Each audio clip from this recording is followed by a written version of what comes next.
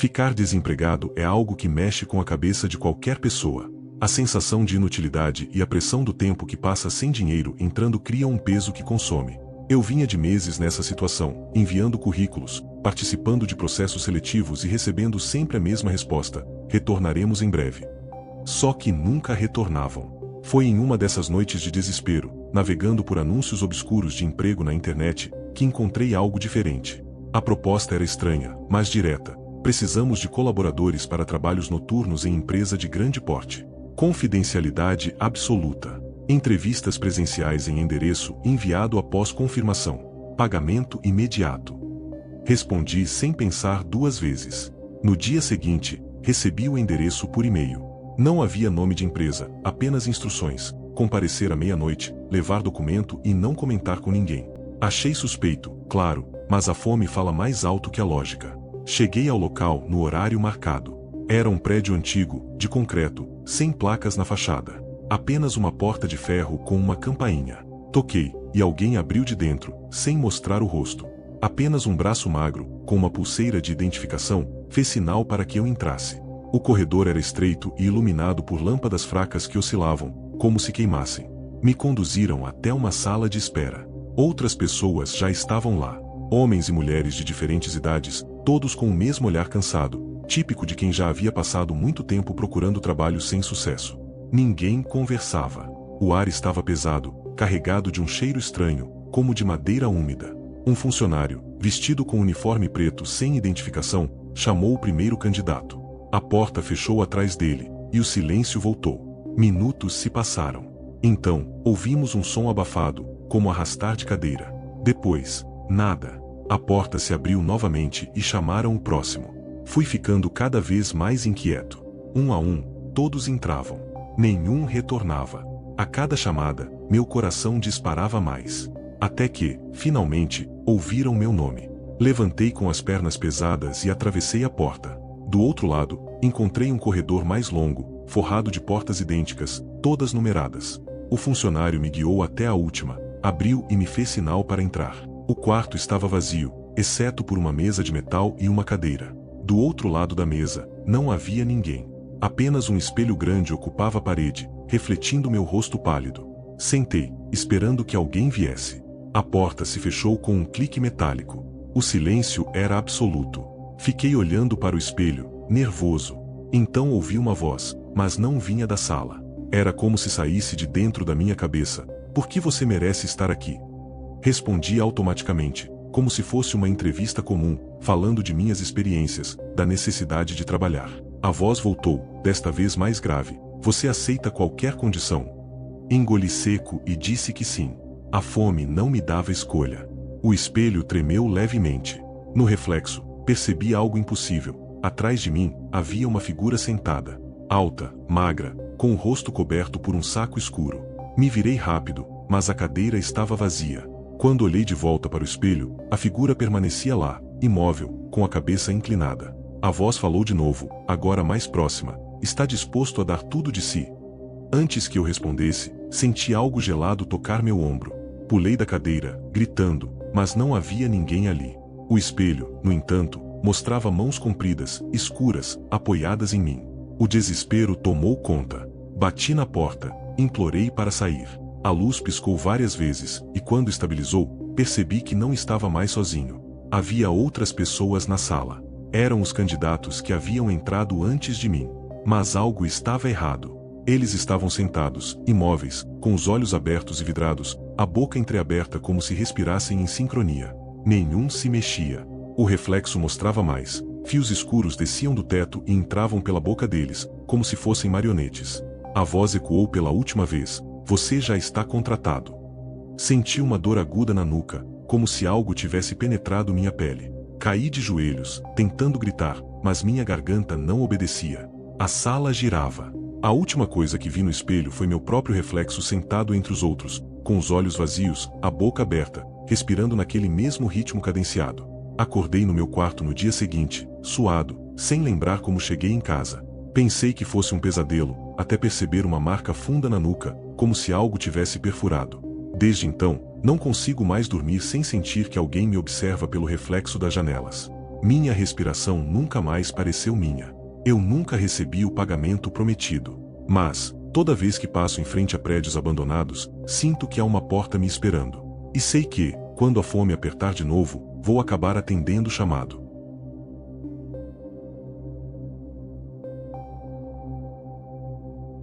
Quando fiquei sem emprego, a forma como eu via o mundo mudou. Aos poucos, as contas vencidas e a sensação de fracasso corroem qualquer esperança. Passei quase um ano nessa situação, vivendo de pequenos bicos e favores de amigos. Quando a comida acabou e a geladeira virou apenas um espaço vazio cheio de ar frio, percebi que precisava aceitar qualquer coisa. Um dia, enquanto caminhava pelo centro em busca de anúncios de vaga, encontrei um cartaz colado em um poste enferrujado. Não era de nenhuma empresa conhecida, mas chamou minha atenção. Precisa-se de pessoas dispostas a trabalhos voluntários. Alimentação garantida. Possibilidade de efetivação. O detalhe que mais me pegou foi a alimentação garantida. Eu já não pensava em salário, mas em como encher o estômago naquela noite. Anotei o endereço e fui até lá. Era um prédio enorme, aparentemente abandonado, mas com luzes fracas nas janelas do andar térreo. A porta estava aberta. Ao entrar, encontrei um salão cheio de gente como eu, roupas gastas, olhares desesperados, corpos cansados. Havia uma fila organizada que levava até uma mesa onde 2 funcionários anotavam nomes. Quando chegou minha vez, dei meus dados.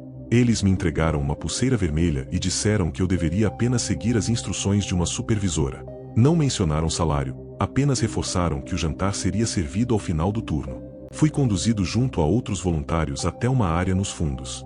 Era um grande corredor de azulejos brancos, limpos demais para um prédio velho. O cheiro de desinfetante queimava o nariz. Seguimos até uma sala com várias cadeiras dispostas em fileiras, como se fosse uma sala de espera hospitalar. Uma mulher entrou. Era alta, com cabelos presos em um coque rígido, óculos escuros cobrindo metade do rosto e um jaleco branco impecável. Falava com firmeza. Vocês foram escolhidos porque têm necessidade. Isso os torna ideais. Basta obedecer. No fim, terão o que precisam. Ninguém ousou perguntar nada. Ela distribuiu máscaras descartáveis e ordenou que as colocássemos. Em seguida, abriu uma porta que levava a uma sala iluminada por refletores pendurados no teto. No centro, havia vários leitos, todas cobertas por lençóis brancos.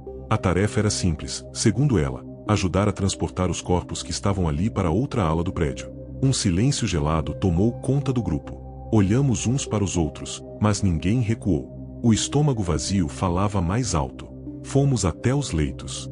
Eu me aproximei de uma, com outro rapaz ao meu lado. Segurei o lençol para ajudar a erguer o peso e, sem querer, vi o rosto do que estava deitado. Não era um cadáver. Era alguém vivo, com olhos abertos, cheios de terror, mas incapaz de se mover. A boca estava levemente aberta, respirando com dificuldade. Eles não podem falar, disse a supervisora, percebendo minha reação. Estão sob tratamento. A justificativa não me convenceu, mas a fome me manteve imóvel. Levamos aquele corpo até outra sala. Lá dentro, uma espécie de auditório estava preparado. Fileiras de cadeiras voltadas para um palco, e sobre o palco, uma cortina fechada. Colocamos a maca ao lado das outras, formando uma fileira. Havia dezenas de pessoas deitadas, imóveis, apenas com os olhos brilhando no vazio. A supervisora nos ordenou que aguardássemos o início da sessão. A luz diminuiu e a cortina se abriu lentamente. Atrás dela, havia um grande painel de vidro. Do outro lado, sombras se moviam. Pareciam espectadores invisíveis, observando cada detalhe. Então, alto-falantes começaram a transmitir vozes em idiomas que eu nunca tinha ouvido. Os corpos nos leitos começaram a se mexer levemente, como se respondessem aos sons. A respiração deles se acelerou. Alguns choravam sem emitir som algum. A supervisora sorriu, finalmente tirando os óculos. Seus olhos eram completamente negros, sem íris, sem branco. Eles estão alimentando o que vocês nunca conseguiram ver, disse, em um tom calmo. Mas esta noite, alguns de vocês terão a chance de ser mais do que voluntários. Senti uma pressão forte no peito. Um a um, os voluntários ao meu lado começaram a cair de joelhos, como se algo sugasse suas forças. Vi um deles ser puxado para cima, suspenso no ar, a boca aberta em um grito silencioso, até que seus olhos escureceram. Quando caiu de volta ao chão, já não era ele. Apenas mais um corpo vazio, respirando como os outros. Tentei correr, mas o chão parecia colar meus pés. O vidro do painel diante de nós começou a tremer, e mãos enormes, retorcidas, pressionaram o outro lado, como se buscassem atravessar. A supervisora me apontou com o dedo. Você ainda resiste. Isso os atrai. Fui arrastado, não sei por qual força, até o centro do palco. As mãos do outro lado do vidro se agitavam desesperadas, como se quisessem me alcançar. O som dos alto-falantes ficou mais alto, penetrando em minha cabeça. Senti que meu corpo já não me obedecia. A última coisa que lembro foi ver meu reflexo no vidro. Meus olhos estavam ficando negros, iguais aos dela. Acordei na rua, no dia seguinte, com a pulseira vermelha ainda no braço. Minhas roupas estavam limpas, mas meu corpo parecia esgotado como se tivesse corrido por horas. Desde então, não sinto mais fome. Não sinto necessidade de dormir. Mas às vezes, ao passar por vitrines ou espelhos, vejo que meus olhos já não são completamente meus. Descobri o que significa alimentação garantida. Não somos nós que comemos. Somos a refeição.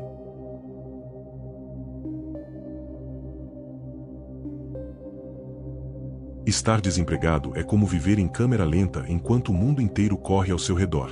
Cada ligação não atendida pode ser uma oportunidade perdida. Cada notificação no celular traz esperança e frustração na mesma medida. Depois de meses sem retorno de nenhuma empresa, encontrei uma vaga que parecia simples, atendente de call center. O anúncio prometia início imediato, treinamento pago e possibilidade de efetivação. Não havia nome da empresa, apenas um endereço e o aviso de que o horário de trabalho seria noturno. Estranhei, mas não tive tempo de pensar. Cheguei ao prédio no dia marcado. Era uma torre comercial, mas estranhamente deserta. O hall tinha apenas um segurança que mal levantou os olhos quando anunciei a vaga. Ele apenas me apontou o elevador e disse para subir até o 13º andar. O andar inteiro estava vazio, exceto por uma grande sala repleta de cabines com fones e computadores antigos. O cheiro de poeira misturado a desinfetante era enjoativo. Um homem de terno escuro me recebeu, com um sorriso que parecia ensaiado. Seja bem-vindo. Aqui o trabalho é simples, você atende chamadas e lê o roteiro. Não precisa improvisar, apenas repetir o que está escrito. Pensei que seria fácil. Ele me entregou um crachá e me conduziu até uma cabine. Na tela do computador, havia apenas um programa aberto com frases prontas. O fone foi colocado em minha cabeça e, antes mesmo que eu respirasse fundo, a primeira ligação entrou. Atendi. Do outro lado, silêncio absoluto. Segui o roteiro. Boa noite, aqui é do setor de apoio. O senhor precisa de ajuda? Nada. Apenas respiração. Fria, arrastada. O homem de terno, observando atrás de mim, fez sinal para continuar. Li a segunda linha do roteiro. A respiração cessou e, por um instante, pensei que a ligação tivesse caído. Então, uma voz rouca sussurrou. Eu já estou vendo você. Arrepios percorreram minha espinha. Tirei o fone, mas o supervisor me forçou a recolocá-lo. Não interrompa. Continue o roteiro, ordenou. As próximas horas foram um tormento. Todas as chamadas eram assim: silêncio, respiração ou frases desconexas. Alguns sussurravam nomes que eu não conhecia. Outros riam baixo, como crianças presas no escuro. E sempre terminavam dizendo algo sobre me observarem. No intervalo, tentei conversar com outros atendentes. Estranhamente, todos estavam imóveis, como bonecos. Usavam os fones, mas não falavam. Apenas olhavam fixamente para a tela, sem piscar. Perguntei se estavam bem, mas ninguém respondeu. Voltei para a cabine e percebi que a tela do meu computador havia mudado. Não eram mais frases genéricas. Agora apareciam mensagens personalizadas como: pergunte o que eles veem. A próxima ligação entrou. Atendi, hesitante. Perguntei, conforme o roteiro: o que você está vendo? A voz do outro lado respondeu de imediato: você, sentado aí. E atrás de você, algo que você ainda não percebeu. Olhei em volta. Nada. Apenas a fileira de cabines vazias. Mas senti uma presença, como se alguém respirasse perto da minha nuca. Continuei lendo o roteiro. O que você quer de mim? A resposta veio como um rugido grave, distorcido, que quase estourou os fones. Quero trocar de lugar. Arranquei o headset e me levantei, ofegante. O supervisor apareceu novamente, mas agora não sorria. Aproximou-se do meu rosto e disse, num tom firme: você aceitou o contrato. Cada chamada aproxima a troca. É assim que funciona aqui. Olhei para os outros atendentes. Comecei a reparar que alguns não pareciam vivos. Suas bocas estavam entreabertas, mas não respiravam. Os olhos estavam opacos, como vidro. Quando me aproximei, percebi que ainda havia vozes nos fones deles, mas eles não respondiam. Eram apenas recipientes vazios. Tentei sair da sala, mas a porta estava trancada. O supervisor apontou para minha cabine. Você ainda não terminou seu turno. Voltei, tremendo. A tela agora mostrava meu nome, repetido várias vezes, como se o sistema soubesse quem eu era. O próximo roteiro dizia: aceite a substituição. A ligação entrou automaticamente. A mesma respiração pesada preencheu meus ouvidos. A voz disse: calma desta vez. Está cansado, não está? Deixe que eu assuma. Você vai descansar. Basta dizer que aceita. Olhei em volta desesperado.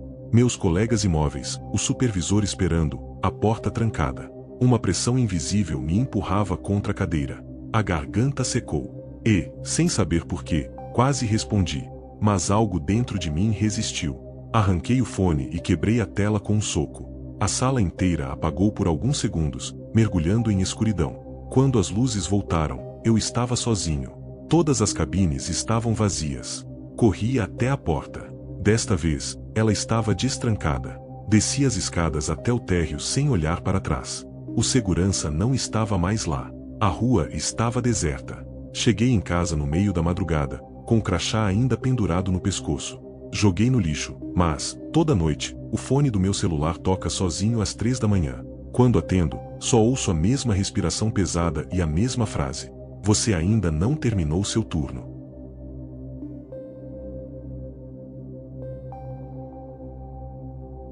Quando perdi meu emprego, achei que seria apenas mais uma fase ruim da vida, algo passageiro. Mas os meses foram passando, as contas se acumulando, e minha dignidade foi se despedaçando pouco a pouco. Amigos que antes diziam "pode contar comigo" começaram a evitar minhas ligações. Familiares passaram a me olhar com pena. O pior não era a fome ou a falta de dinheiro, era o sentimento de não ser mais útil para nada. Foi nesse estado que encontrei uma vaga anunciada em um pequeno jornal de bairro. Não tinha nome de empresa, apenas um telefone para contato e a descrição: procura-se vigia noturno para prédio em processo de revitalização. Pagamento diário. Início imediato. Não pensei duas vezes. Liguei, e um homem de voz firme me atendeu. Disse apenas para comparecer naquela mesma noite ao endereço indicado, levando o documento. O pagamento seria em dinheiro vivo, ao final do turno. Para quem não tinha um centavo no bolso, era perfeito. Cheguei ao local pouco antes da meia-noite. Era um prédio de 3 andares, antigo, com janelas quebradas e paredes descascadas. Não parecia haver qualquer reforma acontecendo. O portão estava destrancado. Entrei e encontrei um homem sentado em uma cadeira de plástico, no hall de entrada. Usava boné, jaqueta e falava baixo. É simples, disse ele. Você só precisa andar pelos corredores de hora em hora. Se ouvir algum barulho, não vá até lá. Apenas registre. No amanhecer, entrego o pagamento. Achei estranho. Vigia que não pode verificar barulho, mas não questionei. Assinei um papel qualquer que ele me mostrou e fiquei sozinho no prédio. À meia-noite em ponto, iniciei a primeira ronda. Os corredores eram longos, escuros, iluminados apenas por lâmpadas fluorescentes que piscavam de tempos em tempos. O silêncio era sufocante. O chão de madeira rangia sob meus passos, como se reclamasse de minha presença. Na primeira volta, nada aconteceu. Apenas poeira, portas trancadas e aquele cheiro característico de lugar fechado. Voltei ao hall, sentei e esperei. À 1 da manhã, iniciei a segunda ronda. Foi então que ouvi o primeiro barulho. Parecia um choro baixo, vindo do segundo andar. Lembrei das instruções: não vá até lá, apenas registre. Anotei em uma prancheta improvisada que havia levado e continuei andando. O choro cessou de repente. Às 2 da manhã, o barulho foi diferente. Alguém corria pelos corredores do terceiro andar. Passos apressados, descompassados, como se fugisse de algo. Dessa vez, o instinto quase me fez subir, mas a advertência ecoava em minha cabeça. Apenas registrei. Às 3 da manhã, ouvi batidas nas paredes, fortes, como socos. Em seguida, algo que me fez gelar, uma voz me chamou pelo nome. Não era possível, eu não tinha dito meu nome a ninguém, exceto no telefone. O coração disparou. Anotei, tentando manter a calma, mas percebi que minha letra tremia tanto que mal dava para entender. Às 4, quando fazia a ronda no primeiro andar, vi uma porta que antes estava trancada agora entreaberta. Não havia chave, não havia sinal de arrombamento. De dentro vinha uma corrente de ar gelado. Ao espiar, vi um corredor estreito que não existia na planta que tinha visto na entrada. Era como se o prédio tivesse ganhado um espaço novo, escondido. Pensei em entrar, mas me contive. As regras eram claras. Anotei e segui em frente. Às 5 da manhã, os barulhos se tornaram insuportáveis. O choro voltou, misturado com risadas infantis. Os passos agora corriam ao meu redor, mesmo quando eu estava parado. As batidas nas paredes ecoavam em todas as direções. E a voz não apenas me chamava, como descrevia o que eu estava fazendo. Agora você está parado. Agora você está com medo. Agora você pensa em fugir. Quase larguei tudo e saí correndo, mas a promessa de pagamento e a vergonha de desistir me seguraram. Segui anotando, suando frio, o coração disparado. Quando o relógio se aproximava das 6, algo aconteceu. As luzes começaram a apagar uma a uma, até restar apenas a do hall de entrada. Fui até lá, certo de que finalmente o turno tinha acabado. Mas o homem que me recebeu na noite anterior não estava mais lá. No lugar da cadeira de plástico, havia outra prancheta, idêntica à minha. Peguei e percebi que estava preenchida com registros iguais aos meus, só que de dias anteriores. Os barulhos descritos eram os mesmos: choros, passos, vozes, portas que se abriam sozinhas. A diferença estava no final das anotações.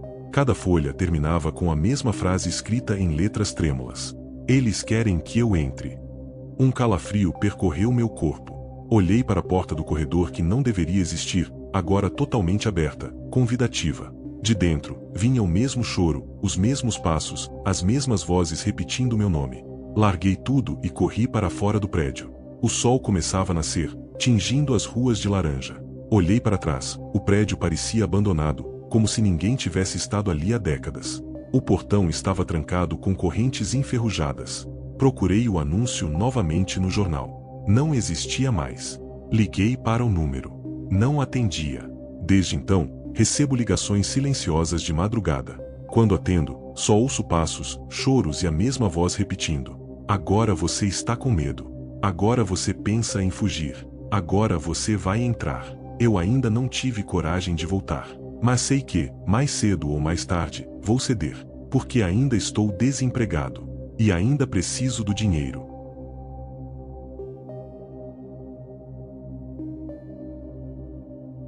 O desemprego me deixou em um estado em que eu já não reconhecia mais quem eu era.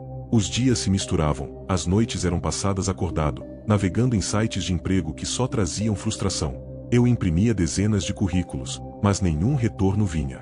O pior era a sensação de ser invisível, de que ninguém se importava com minha existência. Foi em uma tarde cinzenta que encontrei algo diferente.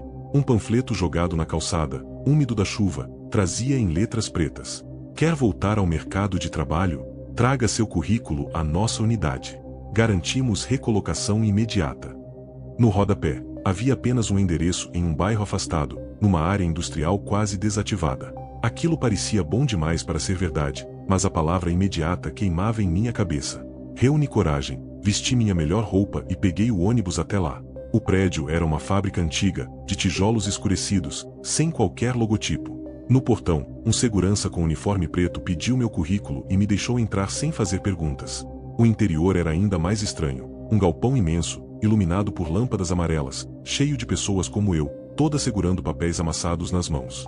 Havia várias filas que levavam até cabines fechadas. Em cada uma delas, um funcionário chamava alguém, recebia o currículo e fechava a porta. Ninguém saía pela mesma entrada. Quem passava pela cabine parecia desaparecer. Minha vez chegou rápido. Entrei em uma sala pequena, com paredes de metal e um ventilador que girava lento no teto. Do outro lado da mesa, um homem sorridente pegou meu currículo. Seus olhos eram frios, mas sua voz era cordial. "Você será recolocado imediatamente. Só precisamos confirmar algumas informações." Ele me entregou uma folha em branco e pediu para que eu escrevesse, com minha própria mão, todos os meus dados de novo: nome, idade, endereço, histórico profissional. Achei estranho, mas obedeci. Quando terminei, ele pediu que assinasse no final. Assim que entreguei o papel, percebi que meu currículo original havia sumido. O homem guardou a folha escrita por mim em uma gaveta e disse: "Excelente. Agora siga pelo corredor à esquerda." Saí da sala confuso e entrei em um corredor estreito. O ar estava pesado, cheirando a ferro e mofo. Ao final, uma porta se abriu automaticamente. Do outro lado, encontrei um espaço gigantesco, parecido com a linha de produção de uma fábrica. Só que não havia máquinas, apenas mesas compridas e centenas de pessoas sentadas, escrevendo sem parar. Aproximei-me de uma delas. Era uma mulher pálida, com olheiras profundas. Ela preenchia, repetidamente, folhas em branco com dados pessoais.